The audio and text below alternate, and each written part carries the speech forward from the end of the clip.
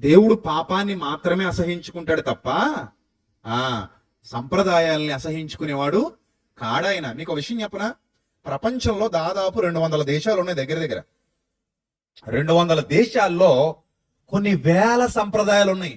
దేశాలు ఇన్ని 200, కానీ దేశాన్ని మళ్ళీ విభాగిస్తే రకరకాల ప్రాంతాలు.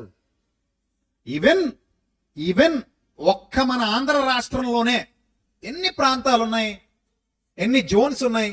అన్ని ప్రాంతాల్లో రకరకాల సంప్రదాయాలు ఉన్నాయి. ప్రాంతం నుంచి ప్రాంతానికి వెళ్ళేసరికి సంప్రదాయాలు ఏమైపోతాయి, మారిపోతాయి. ఇంకా ఒక ఆశ్చర్యకరమైన విషయం ఏంటంటే, గ్రామాల్లోకి వెళ్ళిపోయాం అనుకోండి, పేటలుగా గ్రామం ఏమైపోయి ఉంటుంది, విడిపోయి ఉంటుంది. గ్రామాలు సాధారణంగా కులాల పేరుతో విడిపోయినట్టు ఉంటాయి మన గ్రామాలు. ఈ ప్లేస్ అంతా ఒక కులవాడు ఆక్యుపై చేస్తాడు, మరో ప్లేస్ మరో కులవాడు ఆక్యుపై చేస్తాడు. సిటీలకు మళ్ళీ ఆ కల్చర్ లేదు, కానీ పల్లె ప్రాంతాలకు ఆ కల్చర్ ఉంది. ఈ కల్చర్ లో ఈ పేటలో ఉన్న సంప్రదాయాలు ఈ పేటలో ఉండవు, ఈ పేటలో ఉన్న ఆచారాలు ఆ పేటలో ఉండవు. అంటే ఈ పేటల వారీగా విభాగం జరిగేసరికే సంప్రదాయాలు ఆచారాలు ఏమైపోతున్నాయి, మారిపోతున్నాయి, కట్టుబాట్లు మారిపోతున్నాయి.